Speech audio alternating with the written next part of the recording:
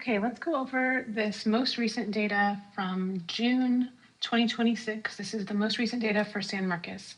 In this top area, we have the data for all real estate sales. That's including single family condos, townhomes, raw land, anything that was real estate and sold in San Marcos is included in these averages.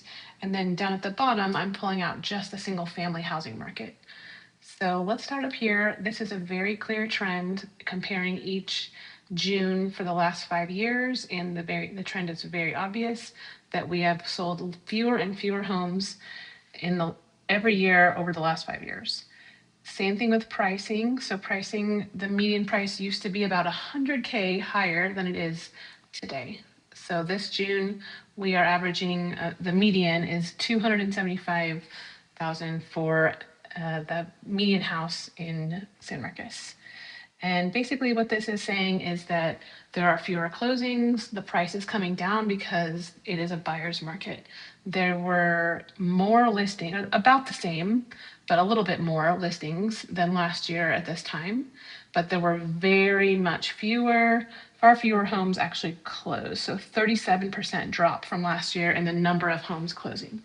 And if we pull down to the single family only, 29 homes closed, so that is about a third drop from last year. We can see that pretty clearly in this graph here. And the pricing is down. There are more homes coming onto the market and fewer leaving the market, which means there's a greater supply of inventory. That just means there's way more homes available than buyers are wanting to buy them. So that means that sellers are having to negotiate down. On average, sellers are closing 10% less than their original list price. So if they're coming on it, the original list price is 100% of whatever they're asking, then they're dropping to 90% of that original price in order to find a buyer and get to the closing table. Also, the days on market are creeping up. So 83 days on market is more than last year. It's about the same as it's more than last month. It's about the same as last year. But 83 days on market is the average for a single family house to go from just entering the market, fresh listing, new active listing.